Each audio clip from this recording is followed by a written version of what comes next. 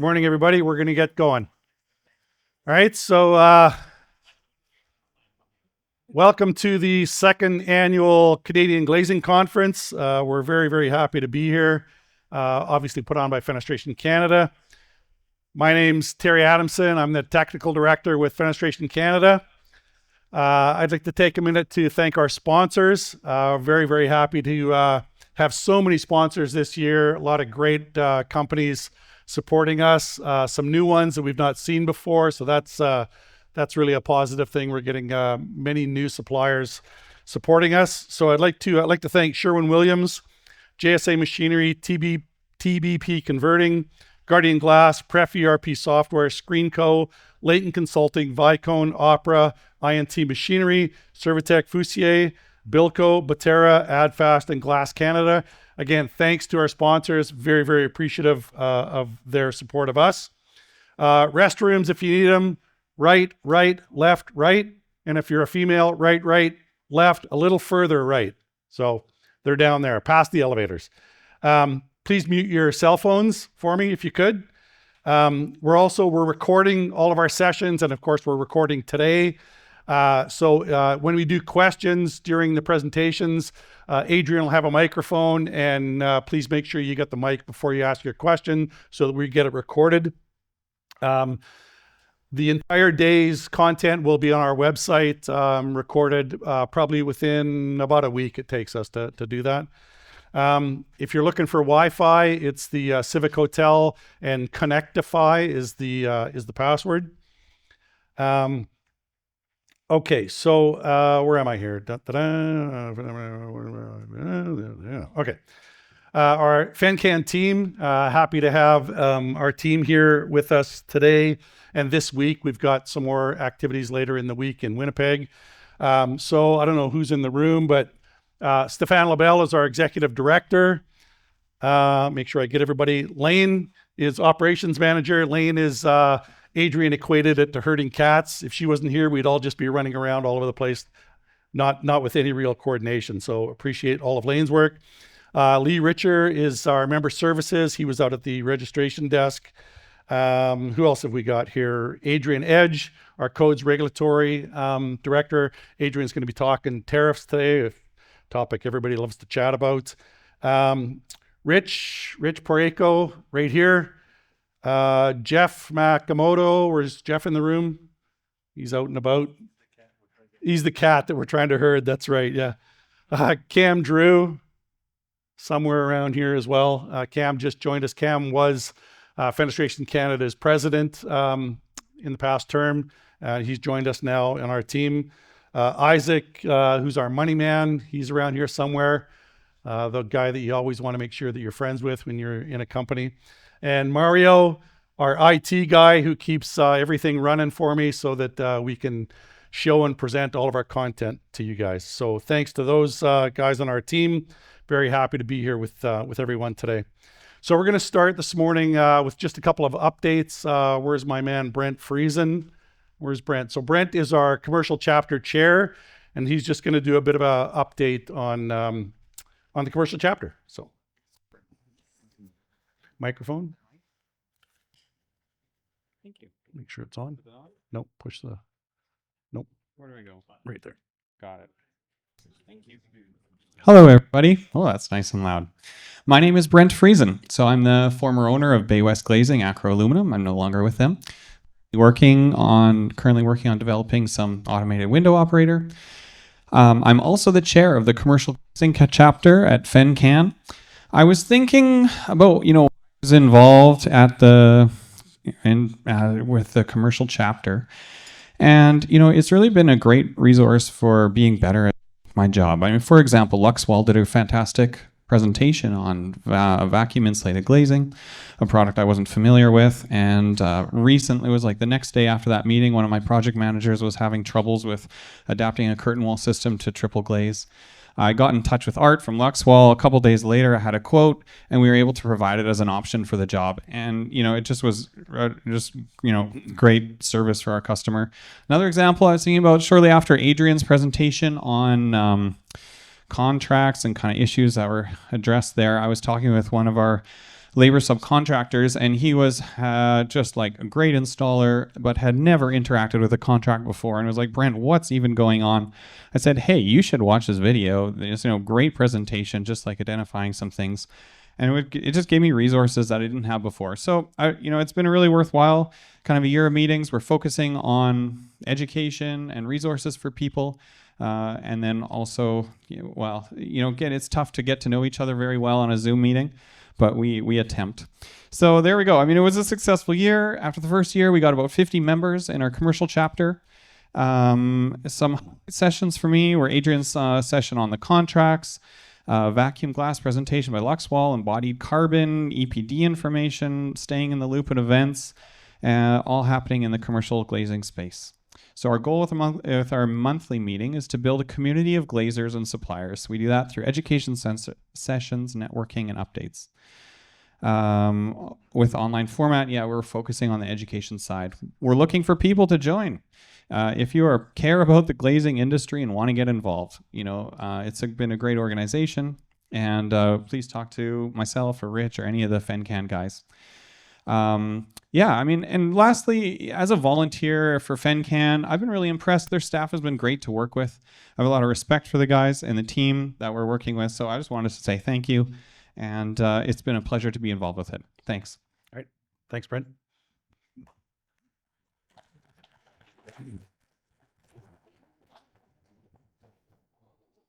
Okay, so through the activities with the commercial chapter, one of the things that came up was trying to find employees, trying to retain employees, and different activities that we could do to support our members.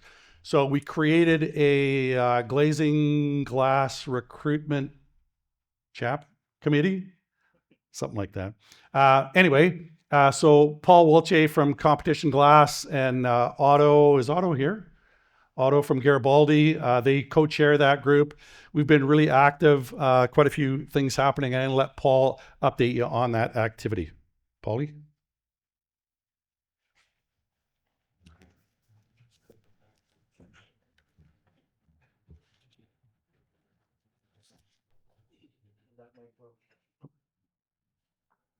Good morning, everyone.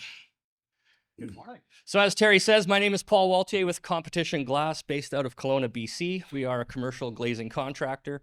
One of the things that I've noticed in the industry, and I'm sure all of you has faced, is, Canada needs glazers. It's difficult to remember a time when glazing had enough skilled labor to meet the demand.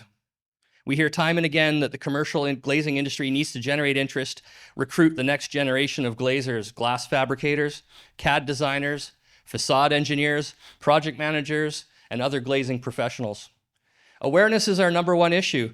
The average person doesn't know what a glazer is. Do glazers work with bathtubs, maybe pottery and ceramics? How about donuts? People don't know what we are or what we do. And even if there was a surplus of skilled labor in our country for glazing, we would still need to compete with every other trade out there: carpenters, electricians, plumbers, etc. So as a national association, Fen Canada has taken on the responsibility of building awareness in the glazing trade. Fen Canada's Glass and Glazing Recruitment Task Group, that's a lot of letters, but has been created to bring together its members, government officials, and education providers with the common goal of promoting and educating others about this crucial aspect of construction. The glazing trade is an integral part of any building. However, it's often overlooked and undervalued compared to other trades within the construction industry. And this lack of recognition has often led to a shortage of skilled glazers and a decline in the interest among young people pursuing this trade as a career. So, an update for the activities of this group. Isabel and our recruitment committee have reached out to Ontario's Ministry of Education and all of the major school districts in Metro Vancouver, Vancouver Island, the Okanagan, and the GTA. So if any of you have connections with these school boards, please let us know. We have a booth in the back corner near the lunch trays, so you can get there after lunch. We're going to be in the back corner behind the pillar, but that's where we have a booth. If you guys want to talk to us, we'll be available after the show and at the lunch breaks. We've showcased glazing at the Skilled Trades Showcase at Thomas Haney Secondary. Otto, Jeff, and Rich were at the Queen Elizabeth Secondary's Career Fair again this year, And we've been invited to the SD 43 Trades Hiring Fair at Centennial Secondary on June the 4th. So FenCan members are encouraged to join us at these events for free, meet and connect with a diverse community, including youth, newcomers, and career changers, who are all seeking career opportunities. And this unique setting allows FenCan members to recruit employees and showcase a wide range of roles and companies for our industry. Our task group has recently been joined by Eddie Atausi of Noble Recruitment. We love seeing experts in recruitment added to the team. We're looking forward to Eddie's insights into recruitment and the current job market. We've worked closely with our members, government officials, and education providers to promote and support training and development for skilled glazers. Furthermore, we plan to engage with the public through various awareness campaigns, including social media videos, to educate and bring awareness to the vital role of glazing in construction. And lastly, as we continue to expand our efforts in promoting careers in trades, FenCan has added a job bank to the website, which is now starting to gain some traction. And I should be able to demo that here. One more. So if you go onto the FenCan website, there's going to be a tab here for the job board. And so if you are looking to post an employment offer or employment posting, you can post a new job offer here. Here you would post your position, whether it's, you'd add your job title, your location, your company name, description of the work, and of course your contact information. Publish it here, and then it goes on the job board. So you see there's a few, we're starting to get a bit of traction, and people are starting to use the job board, which is good. We also have a spot that's available for job seekers, because we want to be able to put job seekers and employers together. That's the whole point. So you'd click on the job board. There is a drop down that comes down for job seekers at this point. So then you'd put in your information. Hey, I want to look for a career in fenestration. You can fill in your information, upload your resume, and submit it. So that's just a short example of how that functionality works. So we encourage members to use that functionality, make use of that resource. So again, we strongly believe that by working closely with our schools, career fairs, our educators, we can inspire and encourage the next generation to consider glazing. Our efforts are aimed towards breaking stereotypes and highlighting the benefits of a rewarding fenestration career, and showcasing the various paths that one can take within this industry. If this resonates with you, please swing by our table in the back corner. Our task group is also seeking photos and videos of glazers. We want to do that for our promotional materials. We want photos of videos and glazers and glass experts at work to showcase our craft. We're on the hunt for innovative minds and eager to recruit and shape the future glazing generation. They say that in life, you get what you give. So if you're ready to make an impactful contribution, give back to this industry, talk to us about volunteering. Thank you guys, and hope you enjoy the rest of your day.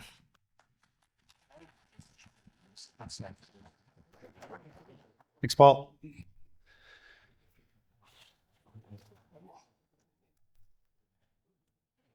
Okay.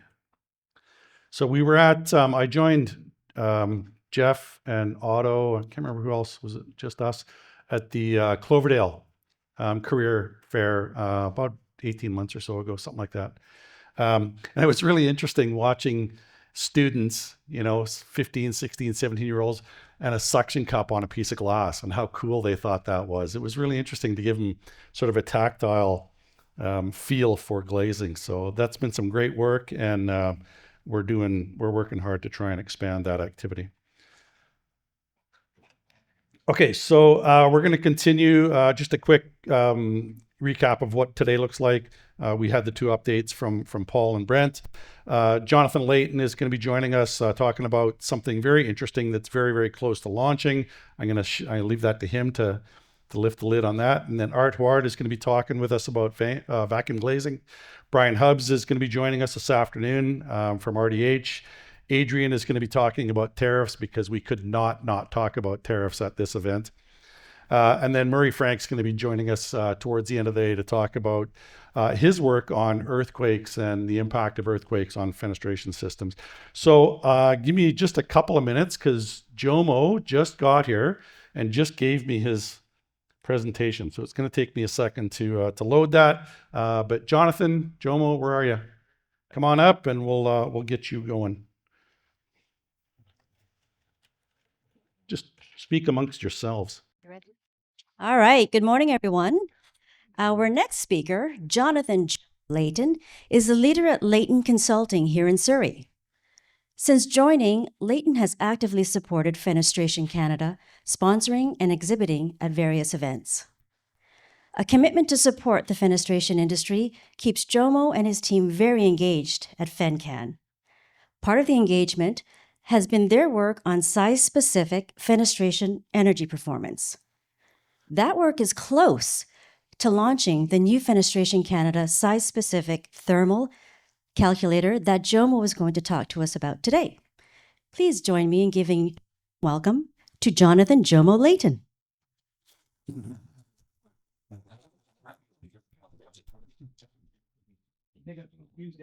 Enough of what you're supposed to call me, but it's Jonathan and Jomo. I prefer Jomo. One of my partners is also John, so I go by my high school nickname. I'll give you context on it. So I played rugby in high school, and my coach said, "You're such a nice guy, but when you play rugby, you're really, really mean." Conversely, I'm also a person of faith, Church of Jesus Christ of Latter-day Saints, nicknamed Mormon. And so all my friends would call me Mormon. So while we're playing rugby, you hear people screaming, "Get him, Mormon, hunt him down." He's like, we can't do that. You got to stop it. You need a new nickname because we wouldn't say that about anybody else. So John the Mormon and Jomo was born, and I've kept it ever since. And it's a good nickname.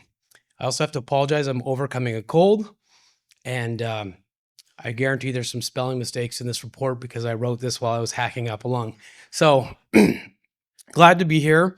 Glad to have this presentation. When Terry and I first met about speaking, we actually were on a totally different direction because we were still working on the calculation tool. So it's actually kind of merged two things together because they do relate. At the end of it, you can give me a thumbs up, sideways, or down if I related it enough. But part of it is a discussion on import products versus domestic products, and how do we maintain an edge here in Canada and with our North American standards. Down? Perfect. All right. For those who don't know us, quick review. We like to call ourselves Canada's window and door engineering consultants. We're on the back of this if you'd like to learn more, but our core is engineering, consulting, and fenestration and facade, cladding, site reviews. We're a thermal simulation lab with NFRC, and we also do EPD declaration assessments. That's new as of just the end of last year. So if you need any help with that or shop drawings, we'll help you with it. So recently, this is as of probably January, I've had either an email or phone call, some discussion of this. And you've probably heard something similar to this, how can X competitor get these values when my system that's comparable isn't even close? The architect says that it's better. Is that really true? In fact, Terry shared with you that specification where the architect had added Passive House and EN standards after all the North Americans, saying that the North American product had to prove the EN standard, which was interesting. And his justification was, well, my European windows are better. Trying to find out how they're tested and how it compares to the North American testing. How can they achieve project specification? I can meet, the U value requirement that's given by the energy modeler, but I'm nowhere close to the solar heat gain requirement, but they say they can get it through this imported product. And so these conversations are happening a lot. And I think what's been most surprising to me over probably the last 2 years is that nearly all of the complaints have surrounded energy compliance. So it hasn't been a structural, hasn't necessarily been a NAFS, thermal or air, water. It's thermal. It's the energy impact on the building and the windows itself. So when I first started this presentation, I was like, I'm going to go over all the things that windows are supposed to do. And when we first went down this thought experiment, I came up with 14 things that windows and doors are supposed to do. And then I went to 16 and now it's 19. I'm sure someone in the crowd can help me get out to 20. But I've basically broken it down into just a couple subcategories. So thermal performance, you have U value requirements, heat gain maximums, visual light, that's part of the certification process, and condensation index, building envelope. So you have your NAFS test, your air tightness, water tightness. I'm thinking specifically on the window itself, but you could also put in, the integration through your installation into the building and the cladding. Structural considerations. Oh, it's right here. Why am I looking back? Seismic. That seismic requirements, both within the system itself and in its installation, guard load requirements, deflection. Like, these are all known things that we have, but there's no window code. They're all sprinkled throughout. How fun is that, David? Yeah. And here's the best part of it. There's no clearly defined hierarchy of importance. I think human safety will win every time. And then it's like, yeah, but my project specifications says I want this, and that's what I want. I'm going to have that. I'm like, great, you can have that, but you're going to have to sacrifice this. And I think what's been the most interesting thing that I have seen more and more in large, I would say, non-Part 9 residential buildings is a catch-all statement in the specification that says, must meet all applicable code. And I'm like, you can't. It is not possible. In fact, like, a holistic solution would be ideal, but the specification codes are rarely written to consider the corresponding impacts of the various requirements. Someone, and very smarter than me people, go down a specific thing and they say, these are the accessibility requirements that are needed. We have to have these. Great. I'm so glad we have this. And here's an acoustic requirement we have. That's fine. But they're going to impact other things, which then knocks on the fact that the need for technical expertise is ever increasing. It amazes me how much is expected to be known by the estimator. In fact, over the last probably year, more and more of my client communication is not just project specific, where they're like, hey, I have a project, we need to get it complete. It's an estimator saying, hey, can you help me out? I don't know how to bid this job. I need some help. The other problem I have is, and with that technical expertise expectation, is that the authority having jurisdiction, the city and the RPRs, often the architect, they struggled to keep up with the standards. One of the reasons we see that catch-all statement in the specification. And then this is one that has kind of filtered its way through BC better, but I'm seeing it a lot in Alberta right now, is that there's blind acceptance of test reports, manufacturer's letter, or an engineer stamp, because the RPR and the authority having jurisdiction is just like, well, someone's taking liability. I'll just accept that because it's fine. I got a stamp. In fact, I remember once we had to drop off ink stamped. They wouldn't accept a digital stamp. And we had to have this letter, and they told us exactly what we have, and we had to reword all the stuff because they wouldn't accept the stamp shop drawings. Hand it to him, looks at the stamp, cool, puts it right there. Didn't care. So, is the system broken? Could be argued, yes. I think that there is a lot of issues that do exist in the system as a whole. And if we want to have a holistic approach without overabundance of consultants, which is not necessarily a bad thing, but consultants that can talk to each other is a challenge, there's something that we in the industry, as manufacturers, as Fenestration Canada, can do. And I've kind of put this 4-step process together, and I'll focus on thermal because there's some exciting stuff that we've done and want to bring that forward. But it's understand the parameters. What fences are we working in? And utilize the existing infrastructure that supports North American product. So we're not going to throw the baby out with the bathwater. There's stuff there. We're going to leverage the data that we've gathered from that infrastructure, and then we need to, as a whole, adopt and adapt as an industry. I really like this quote. This is by the guy who invented the Rubik's Cube. There are myriads of people who are curious and they find problems. They say, well, here's a problem and we got to fix it. No one person is going to solve, code compliance or the import versus domestic product problems that exist there. It is an industry decision that we all have to be in for the better of all. So, yeah, as I'm saying, I'm going to focus on the thermal part to kind of walk through those 4 steps. So understanding the parameters. So within the BC, I've had people ask me before. I actually have, I don't know if my client's here today, but he's a commercial glazing manufacturer. He said, well, like, do I even have to do NFRC or CSA certification? Like, do I have to do it? The 2024 BC Building Code doesn't explicitly say that you have to have certification. You have to have results, or you have to have information that's generated by the methodology that's outlined, but it doesn't have to be a certified product. Now, site specification might require that. Cities may be expecting a label. I have projects right now that we have site compliance and they're like, no, I just want a product that's got a label. But according within the BC Building Code, it does not explicitly say it. What it does have is maximums or minimums, boundaries, especially in Part 9. I know I'll get to what were applicable with Part 3, where it says overall, but every time it has a boundary or maximum or minimum, it says overall thermal transmittance.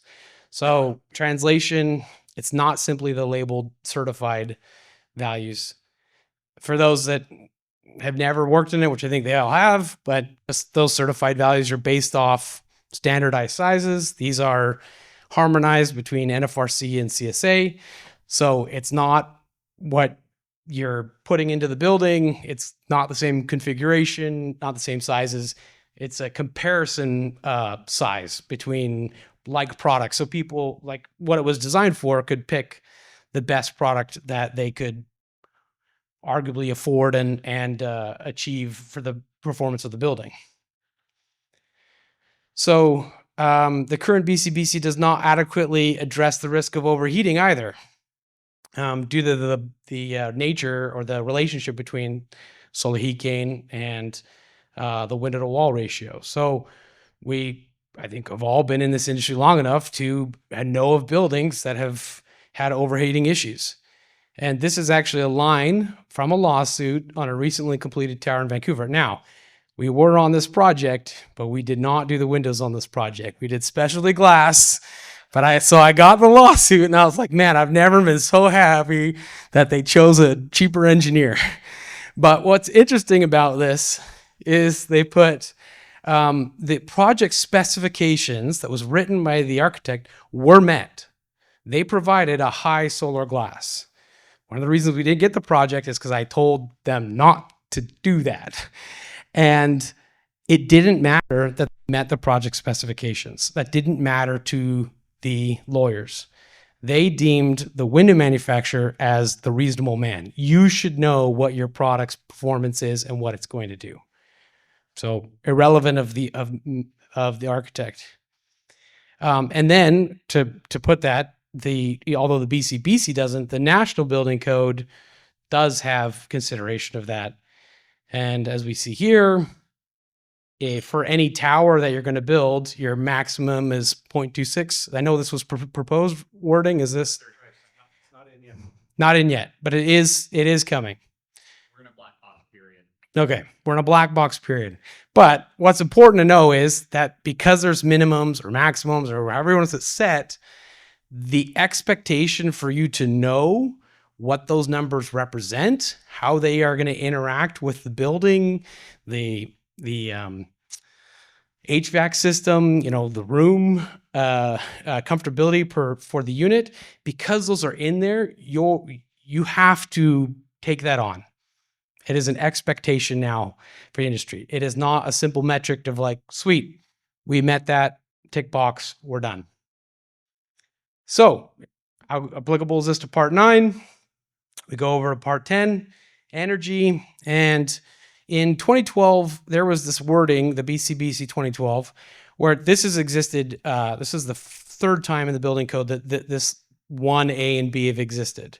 So the application requirements of Part 8 of the NECB and the City of Vancouver Energy Modeling Guideline. In 2018's version of the building code, they added this line: in case of a conflict between the provisions of the NECB and the City of Vancouver, the provisions of the City of Vancouver Energy Modeling Guidelines shall govern. Now, anyone who is involved in the discussion or has been involved with the task group that we have within Canada, the thermal, what do we call it? Thermal efficiency, thermal modeling, thermal task group. Yeah. We recognized real fast that there were issues because it explicitly outlined, we don't want the labels at all. We do not accept the NFRC or CSA standard size. We are going to deem it as the worst case performing window only. And it was like, who deems that? And B, how is that even close to what's remote reality, right? Like, is the smallest fixed window now, or is someone going to point out and be like, no, I want the casement because in my mind, that's a poor performing window. So we worked really hard with the City of Vancouver, and they were really welcoming to have involvement from Fenestration Canada, from so many parties. I can't take all the credit, but we put forward a lot of wording, and I will happily, the newest one is proposed. I think it's getting approved in April. It's named April 2025. I don't know when it's coming out, but they've redone the wording and they've outlined 3 clear methodologies. Just to summarize them, method A is the standard size method where you're using your label method, but you have to do a weighted average. So what it is, it has the biggest chance for being inaccurate, but what you're doing is you're saying, okay, my labeled value is, let's just put a double glazed fixed window in there, is 1.60, and that's 80% of my project. And then 20% of it is my casements. Maybe I was going too high before. So 1.40 for my fixed and 1.60 for my casements. That's 20%. I'm weighted averaging that. I'm going to get somewhere in like the 1.48 overall. Now, that size isn't correct. And so what the City of Vancouver has said is we are going to phase this out over 2 years. We're basically carrying our old methodology that we had in the VBBL with Part 9. We're allowing to exist to allow industry to catch up. Now that industry's catched up and there's tools available, we're going to kill that. It will not be allowed. So any large organization that still uses that methodology, because it's existed for a long time, there is an end date, and they're the governing in the BC building code. So there's no way around it. Method B, standard size scaling method, which I will get to. And then method C is the custom fenestration method or modeling method. So what this is basically what a lot of large manufacturers have done. If you have thermal people in-house, or we do them for a lot of people, is we do project-specific modeling. It is the most accurate that you can be because we're trying to model every single element. It also has a possibility of a lot of inaccuracy. There's a lot of issues, but we're taking into account the actual area, the actual size and configuration, and then generating a single value for your U value and solar heat gain. So here's an example of method A gone wrong and where method C hurt. So as you can see, this project was a residential tower. And you probably can tell that the GL1, you have these big fixed units. Is this? Oh yeah, okay, awesome. So these big fixed units, these are way bigger than the standardized size. So I know that these are going to perform better than if they were certified product, their certified value. But these are tiny and there's tons of them. So when they ran their initial model, when they bid the job, the project had to get better than a 1.42. So they got it 1.33. They're super excited. They're like, great, we passed. Then they came to us, hey, I want project completion. And the architect asked us to do a site-specific model. He's like, something's off. It was so different from everyone else who was bidding on this job. So they've already built a bunch of the windows, and the actual value is well above what they needed to achieve thermal compliance. So that, we go through this full report. This is how we do these things. This is actually the only way. This is method C, is the existing methodology for product that is not certified. So imported product are stuck doing this. If they decide not to, or don't take the decision to become compliant to North American standards. Method C has its challenges. I got to speed up because I want to show you this thing, but quantity and quality of the models. Every year, our team, because we're a sim lab and because we have certified simulators, we have to do basically a recertification with NFRC. Those that are in labs, I think there's people from labs here, we generally do very well. And then there's like a huge drop off point of those who just learned how to do thermal. The inaccuracies that can exist. I do a lot of double checking of thermal for cities of Vancouver and other municipalities, and the accuracy ranges. So that can get hurt, post manufacturing, cost related to the modeling, because I've got to generate something out quickly, both cost and the money and then time. Remanufacturing is my one client had to be involved in, and then lost time because of re-estimating, redesigning things. And as I said, method C is the only path available for uncertified product. So just to get to method B, products must have current certification. In my mind, there's the concept of certification is often like certify every single thing that could ever generate out of your company. I'm more of a bell curve guy. I know how to do your thermal. If you got to do a method C, we can do it for you. But let's do at least 85% of what you're going to sell. And you get some weird architectural request. Sure, we can do that. But here's the stuff I have certified right now. Here's my estimate of what that's going to be. And we can get a method C done for you. For those that don't know, NFRC is a 3-step process. There's thermal simulation, then a physical test to generate thermal values on that, and then it's submission to an inspection agency that puts those two, compares them, and makes sure it's accurate. Then lists it on the CPD. CSA certification only requires thermal simulation, and then you also need your air leakage because we generate ER value. But the long and short of it is it's only you can only sell your product in Canada. So where does the method B come from? I have to give Jeff Baker a whole bunch of props on this because he figured this out decades ago and was instrumental in getting this passed at NFRC. But essentially, we're using the total product values, your certified values, and the center of glass values to scale your product. So we can change it to the size that's actually being installed to the building. And so I will quickly, nope, I'm trying to click on that to show them the tool. Oh, Terry's ripping through. Okay. All right.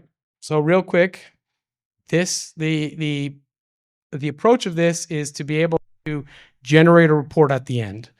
So this is in its beta test, version 1. We've already found some things that we want to add, some formatting we want to change, but essentially, anyone can start, anyone can the intent is this to be hosted on Fen Canada, where you can input a company logo, you can put in a picture of the project, and you start off with just, can I type here? What am I doing?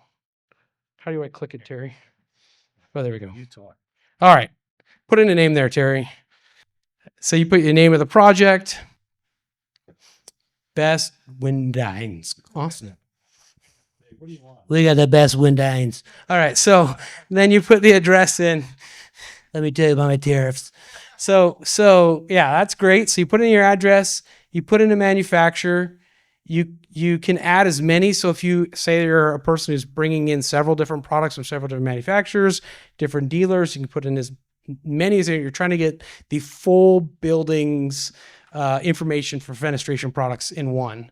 And yeah, add the man, I thought my spelling was bad. Yeah. I was all worried. Yeah. All right. So then you'll click down through and so then we're going to add an IGU. So what is the name in your shop drawings? GL1, I don't know, tempered one, whatever you want to call it, type. So dual glazed, tempered, non-tempered, whatever you need to have in there. This then you'd put in like your actual identifiable markers that would be in your window sheet. So you'd put in your low E coatings, your air gap thickness, whatever your air is. I have no comment, but thanks, Terry. Here you can put in metric or imperial values, and at any stage, like if you have your metric values in your certification, but your project measurements are an imperial, you can switch back and forth. It will self-calculate, so you don't have to like commit to one. So Terry, give us a center glass value of like 1.1. And then solar heat gain of, I don't know, 0.45 and a 0.4. Okay, it doesn't matter. We're doing practice here. But essentially, we are going to be building, so the IGU manufacturers can provide this data. Any lab can provide that data. You can have it. Like when we do thermal simulation for people, we have as an option can list all the IGU center of glass stuff. And we're also going to build a database of like common IGU makeups, so you have that information. So once you build in your IGUs, you then build your product series. So you put in same thing, very, very similar, but you have to put in a certification path. Terry, can you go back up to that certification path? Can you move it up there? So NFRC CSA, if you don't have either of those, you can't move forward in the program. It won't let you generate a report. So the thought is to give some of the protections, or as I would like to say, because everyone's doing what they need to be doing to practice in North America, that's what it's for. This is what it's designed for. The only people who can use it are the ones that have that done. You put in your CPD number. And what this does, it allows us to verify that the IGU that you're going to place with this and this product are actually what's going to be installed. So we're going to be training the AHJs, the RPRs. This is actually how you make sure you're getting what you bought, and not just random numbers that like, yeah, I can meet your spec. It's the best window ever. All right, so then you put in your full product certified values. Sure, won't break yet. All right, now so we've got a casement in there. Terry, you want to put a fixed window in? Perfect.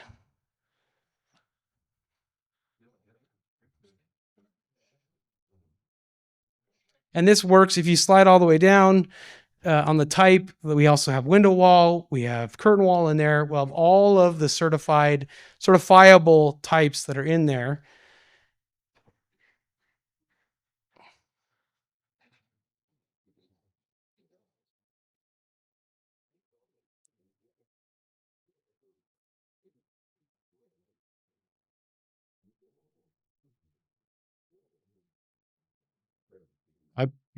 You can put anything at this point there.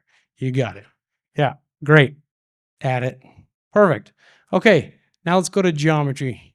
So what this is now you're taking your window schedule, your shop drawings, whatever, and you're putting in what is the product I'm using, what are the IGUs that are related to that product, and what are the set that up. What's the width and the height and the quantity of that same thing? Now, we're going through this quickly. We will be building both a video explanation and a user guide. But as this stands now, because we're using the certified values, let's say you have a combination window that's like, fixed, casement, or awning, or something like that. Each one of these are separated out as fix. This is a conservative tool, but it allows us to run a full building project analysis in 2 hours. That's even a big building. Yeah, if you have multiple quantities of the same window and over again, you can run this very fast. And knowing the Excel that we base this on already, I did the exact same project twice. One took me like 3.5 days to kind of do, and I had most of the models together. I just had to move a few things around. So let's just make it 3 days. The other one took me 25 minutes. So once I had the information, it's awesome. Yep. Yes. Yeah, I wish. Yeah, I know. It would bankrupt Fenestration Canada, so sorry, but no.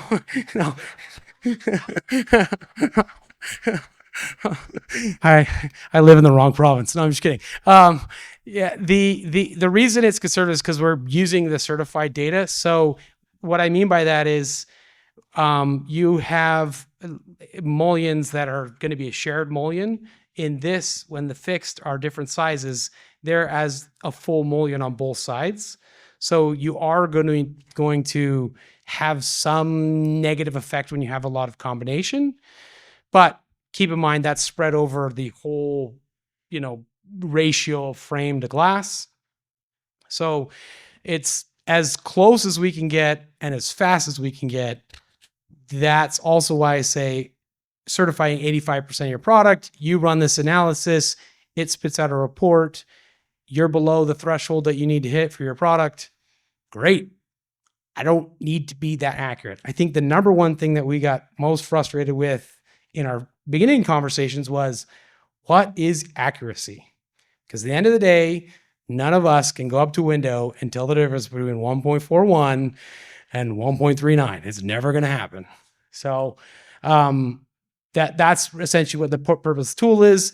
And generating the information that you have will also allow you it's a lot of information management. But once you have that, we can do analysis, or we can help you learn to do analysis, so you can kind of do a better understanding of what your mullion actually impact is. It's just outside of the NFRC scope. So and we believe that metal products would have less of a negative impact. Yeah. From the mullion aspect, because when you're banking two metal products together, it's essentially the same as having a metal mullion. In fact, curtain wall and window wall will have the least discrepancy because they're already taking into account more frame. Yeah. Okay. How big do you want it? Whatever you want. 1,600 by. Well, this is a casement. It's a casement. Well, I like big casements. I don't know. 400 by 600. Wow. We're still doing big. Okay. All right. Put in 10 of those.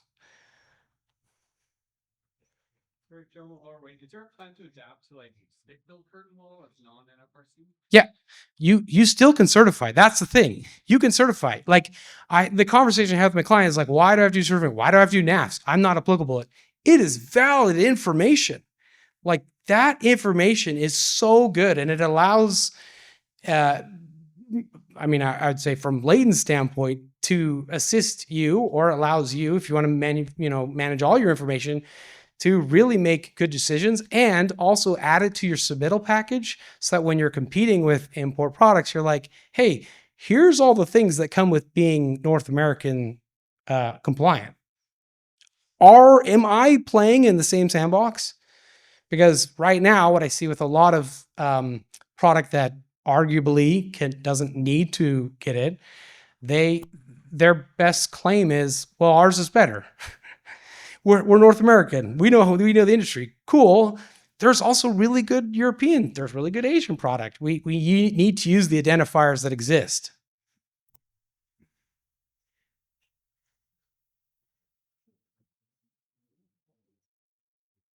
So, and as you can imagine, you can have as many of these as you need, all the different geometries that you have, but it's just essentially taking your own Excel spreadsheet and inputting it in. I think there may even be a time at which we could make a CSV input and a connection. This is version 1. So the elevation at this point, just to bring that in, doesn't do anything. Right now it's just a word identifier.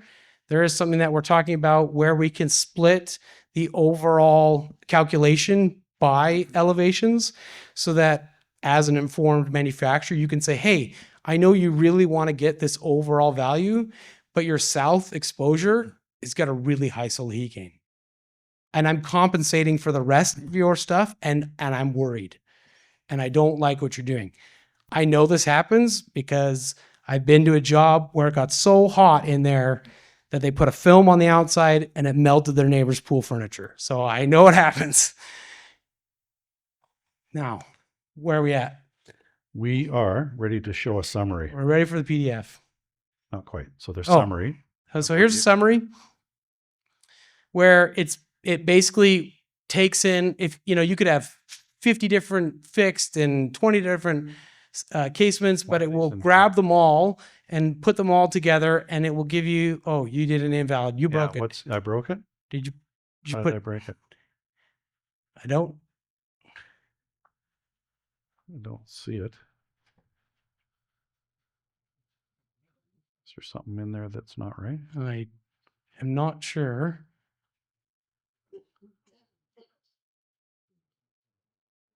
It was in that other product, I think. What was the? Hang on a sec. Jump over there. Yeah, go to your IGE real quick.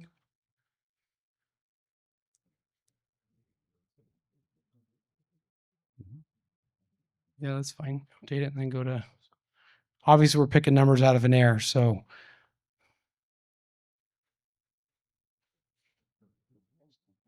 don't know why it's doing that. Okay. Hold on. Let's go to product data one more time.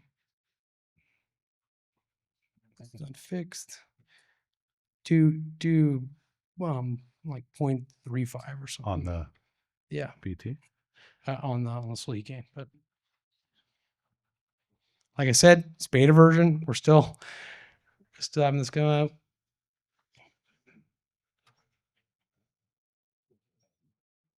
Oh, you know what? Maybe that's it.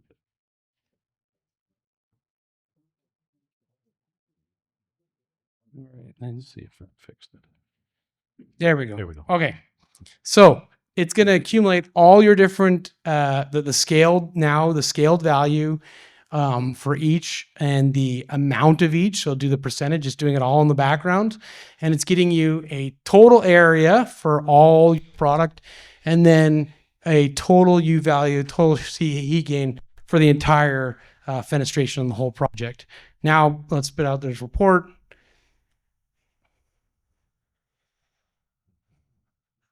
So what this is going to have is your logo would be at the top. You'd have all this information. There'd be a picture of the building or rendering whichever you have. It would list the manufacturers, the dealers.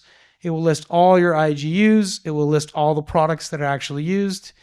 It will put together, keep scrolling down here, Terry, your geometry data. One thing we are going to add is the geometry data is also going to have the, based on these sizes, not the quantity, but these sizes, it will have the U value and solar heat gain values as well.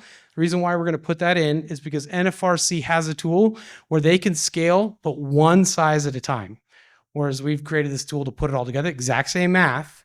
So anyone can go in and check. If something looks wrong, you're like, hey, something messed up. Let me check. Is that really what I would get using my certified values?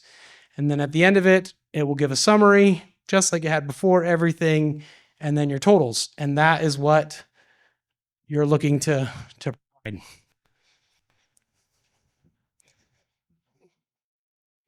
Okay. You want to jump back to the report? Yep. Or not the report, the presentation. Let's get back to this. Where'd it go, man? I like how many people are taking photos. I feel so famous. So, all right. So I'll quickly just kind of wrap this up here. I won't go into depth. Now, certification methods, that exists currently, because NFRC and CSA are harmonized. The old traditional method is you modeled one system at a time, your specified size, and you had to do every single IGU. Then they came out with the LEAF methodology, linear evaluation. Let's just call it LEAF for fenestration. There's an E and an A in there. I don't remember what it is, but it basically brought all of you made trend lines where you said, okay, I have a product, I have let's say a fixed product, I have a reinforced and unreinforced. So I have two different trend lines. Oh, but I have an insulated, reinforced, uninsulated, reinforced, uninsulated, non-reinforced, insulated, reinforced. So you could have these exponential trend lines. It's fine. It's information management, but what it got you down to is it basically refined everything, all the variables down to a y equals mx plus b calculation. And what the x is, that's the only variable, that's the center of glass value. So theoretically, you could certify any IGU makeup, and all you have to do is know what that center of glass value is, multiply it in by that equation, and you know what your total product does based on that standardized size. Then, just recently, they came out with the commercial trendline approach, which I think applies to more people here, where it actually simplifies it even further. Long story short of it, when you did LEAF, you had to say which IGUs you were going to certify. Now, you can say what you want to certify and then add more later. It's not a big deal. The spacer modeling has been simplified. So in LEAF, it was very important to know what your width of your spacer was and your different widths of glass. And so for manufacturers who kept their kind of glazing pocket the same, but everything was changing, those were all new trend lines.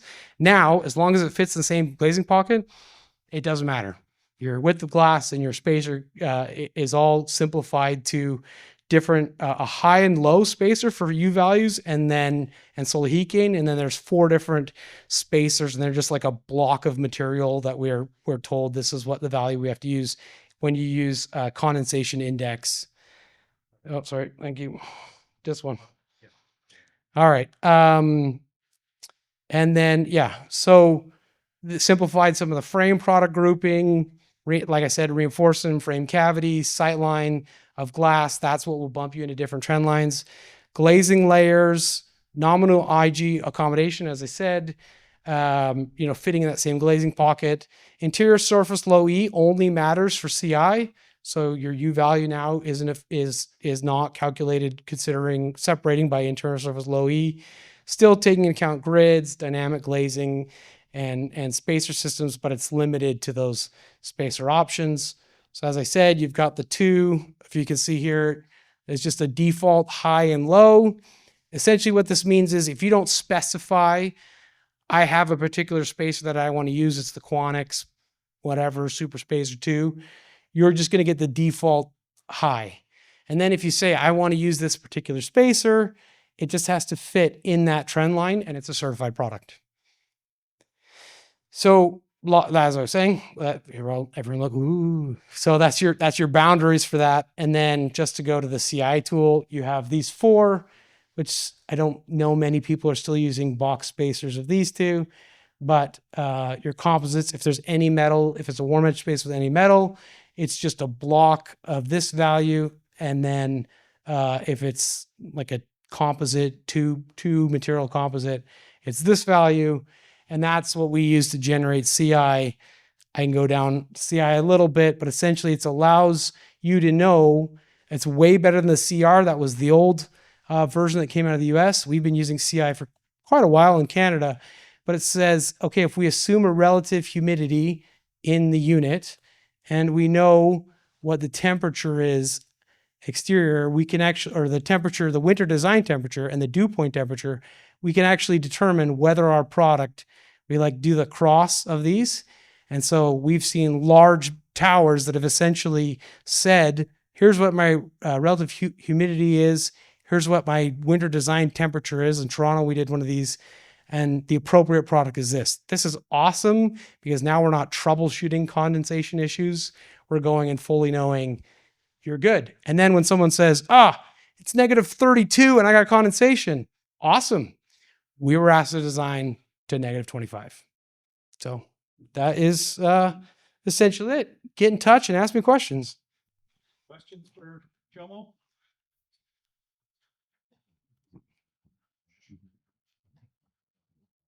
Okay, if I'm just going to comment, I got to say this. That demonstration was fantastic.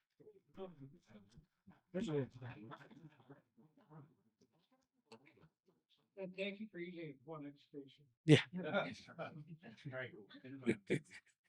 A quick question about the sequencing of your modeling versus others, structural, what have you. So if you run a model thermally for the product in a large building, what, I guess in the life cycle of that project, where does that occur minus or not minus, relative to the structural analysis? Sure. And do they butt heads? And well, I'm sure they do, but do you indicate to the manufacturer or the supplier that this is what it needs to be?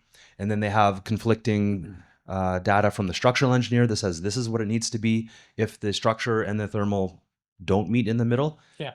Do you have experience with that? And can you comment how that is resolved? Sure. I will say the biggest factor in that is my clients' understanding and their ability to manage information. So I have clients who have gone from like, I don't know anything about my thermal. I just like, I bought a product, I imported or built this, and this is what Intertech or QAI or somebody else lab test provided me blank. Okay. That's not your project specific. Okay. But that's the value I have. Like then there's like major disconnect, and it's like my structural team will start doing the structural analysis and the thermal team will kind of at the same time. I will say that generally speaking, when we get to towers, there's more flexibility to say like your thermal can only perform this much. Like you didn't want to purchase a triple glazed unit. Here's the best double glazed unit you can do. This is what you can get. Whereas if on like part 9 or low rise part 3 residential, they're more sticky. They're like, well, if you put steel in, then I can't get the value I want. Like, I get it, but it's a vinyl product and you've spanned it 11 and a half feet. Like, I don't know what you want us to do. So there are some things we can do that based on NFRC rules where we can utilize structure outside of the frame. That have been some solutions that we've had to put in.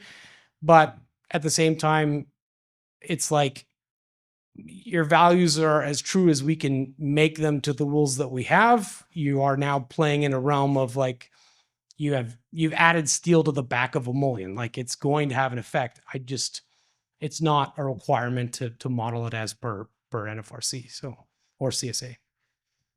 But in all honesty, the people who want to do better, we have that figured out before we get even to the project. It's the people who have already sold the project. I've already built my windows. Tell me if I pass. And that's the most challenging. Never happens. All the time. Any other? Do not use a non-thermally broken curtain wall ever again in British Columbia. That's all I want to say. Yeah. Other questions? Another one, Kyle? Should have went two-parter question, but with the trend lines that you showed the graph, with the two different space options, do you have any experience where perhaps your client would come back and say, well, that might be too conservative and now the value is X and I need to meet Y. Now we have to jump to a second coat low E, or we have to take measures that are far more expensive due to the conservative nature of this? Yeah. If so, how can you navigate that to not jump to a triple glaze from a double or a second coat from? As far as CTA goes, we are the first lab to submit a CTA, and it has not been approved yet by NFRC. So you're just waiting. Like, it's not like they're sending it back to us. That sounded bad. We did it right, but but no one's done it yet. We're the first ones to do it. I think Jeff actually is about to submit one too, but I don't know if anyone else has done one. So this is new. it is, as you can see, there is discrepancy. Like if you had the same IGU, theoretically on these dots, one gets like a 2.4 and the other one gets like almost a 2.5, 2.48, and one would be like a 2.32. So there is going to be some chance of that. I think that the option for them is, the best part about CTA is it simplifies, and it's like, hey, this is my worst case performance, and I'm basically excluding some variables that have minimal impact and keeping in the variables for the trend line that have lots of impact. If you want to be more specific, we can go towards LEAF. Information management now becomes exponentially bigger.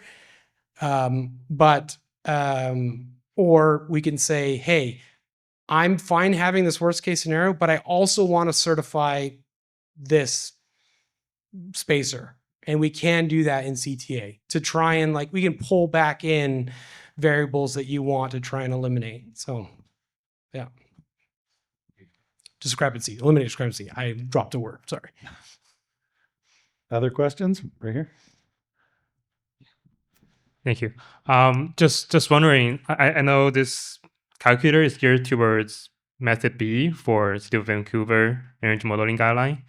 Where are we? What's Fenestration Canada stand on that? Are we actively trying to push City of Vancouver to adapt this calculator, or we're merely providing this as a option that if you do method A, you can use your own stuff, or this is available, maybe use this. Yeah, so here's the best part. It's already written into the new City of Vancouver Energy Modeling Guideline, and it wasn't written on the intent, or wasn't created on the intent of the City of Vancouver. It was created on the intent of Canada. This is going to be a Fenestration Canada tool so that the entire fenestration industry in Canada can use this tool. That is its purpose. Okay, thank you. And then a more technical question on this calculator. I see you have to input a CPD in your calculator. So I'm wondering what that does. Are you pulling data from the CPD database to do your do the area weighted average for Windows, or how does it work? Because I also see you guys inputting numbers in there manually. Yeah. For this free tool, it's going to be a manual input for sure. There is no clear CSA database. It does not exist. In fact, NRCan is, if I'm not mistaken, still on track for 2028 to have one created. I'm eager with Fen Canada and members to go to NRCan and say, hey, look, we created it. Now this is what you do. And it connects to this. But NFRC is very protective of their CPD. So that also isn't going to be thought as importing at this point. The ability of the report is to be the verification tool. Could people still lie? Absolutely. But people are going to lie all the time about stuff. They're like, we're not going to catch everybody. And if we don't do anything and we let that be the way, that's where my final thing was to adopt and adapt as an industry, to just decide that you're giving that report. You're just as on top of yourself to make sure that those numbers are accurate, and anyone else can get them. And the city's going to know to look for it, and they're going to double check it. Like, the relevant information is there to verify it. And what I like the best about it, to verify it by a third party. So it's not like, hey, these are our values. It's like, we follow the certification methodology. This is a certified product. You can, if it's not performing the way that you think it's supposed to, it's not on us. This is what it does. This is what it performs to. So that's the whole mindset of it, is to drive people to the ability to verify that. Okay, last follow-up question for this tool. So what you need to do is you need to find an exact match on the CPD database, the same glazing, same frame, for you to use this tool. Yep. Right? If the glazing is off, if it's not available in CPD, then you can no longer use this tool. So Terry actually tried that, right, Terry? You changed the glass but not the frame, or was it the other way around? Yeah, I tried to use a triple in a CPD that was a dual, and it didn't work. And your numbers were all over the place. Yeah, it didn't work. Yeah. So he's like, the tool's broken. Yeah, All this effort's wrong. And then he's like, oh. And so I, send you a quick message and you're like, oh yeah, that makes sense. You're right. Okay. Like I'm saying, it's adopt and adapt. If we want to make this better, if we want to uphold North American product, manufacturer standards, work, effort, energy, then we need to do it. So you're right. You would have to match your glazing design to whatever that CPD's glazing is. Exactly. They would need to be the same. So just a quick comment. We had a conversation with NFRC. It seems like they are amenable to be having conversations about incorporating that data in the future. Yeah. So again, this is beta. I think there's some great automations as we move forward on the tools so that this is a little less labor intensive as people get into it. But Yeah, the ability to be able to pull CPDs automatically is certainly on our radar, as well as center of glass tables. Some of the glass suppliers have those readily available where you can pull up that center of glass and solar heat gain values to input them. So we're looking at ways, could we have those as databases behind the scenes that you could pull from? We're looking at that for sure. and just another comment, NFRC also included this size modeling methodology in their background. So this is a certified path for NFRC products. And so this isn't something that we just created based on the math in the background. This is still supported by NFRC. I'd say it's mutually supported. Yeah. Like Jeff's had the math there for 15 years. And then it kind of took us saying like, it's already codified that we don't provide labeled values. We're doing this. So yeah. Anything else? Kyle's hot today. I know. I must owe him lunch or something. Is Layton Consultant open to having training sessions on this? Not just the video. You mentioned a video tutorial plus obviously the slides. Can I? Do you? I got one. We are going to be building a user manual for it that will walk you through the steps of filling everything in, as well as doing online tech talks that, as you know, are recorded. So you'd be able to go back and, follow through how the data is entered and how to not break it, So yeah, we will be doing that. Yeah. And God just would add for everybody, like Layton Consulting, one of my, both favorite things to do, work with people and help educate people and I like to make really complicated things and make it easy because I'm usually the dumbest guy in the room anyway. So it's better for me, but I have full day seminars on these things, right? And coming and chatting with people because I appreciate the stress and strain that comes to the manufacturers. The company's been around. This is our 31st year. I remember my dad started the company in the basement. I am very protective of this industry. I don't mean to get emotional. I just mean it fed my family while I was growing up, and it feeds my family now. This means something to me. And so I want to make the industry better. I'm not altruistic. It's going to cost you money, but I want to do it for the good of all. So yeah, we're on board. I do want to take that, and I certainly appreciate your position and how you feel about it. Layton has been absolutely a phenomenal supporter in this work. They've basically done all of the background work of building the tool. Jomo has chaired the group. We've been at it for 2+ years, meetings with the city of Vancouver, et cetera, working our way through this. So Layton is just, it wouldn't happen had Layton not stepped up and Jomo in particular. So thank you very much. Thanks, Terry. That's really nice.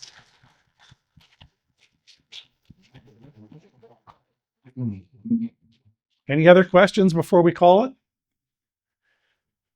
Okay.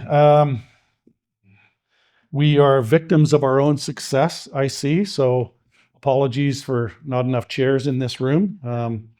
It's great to see everybody here.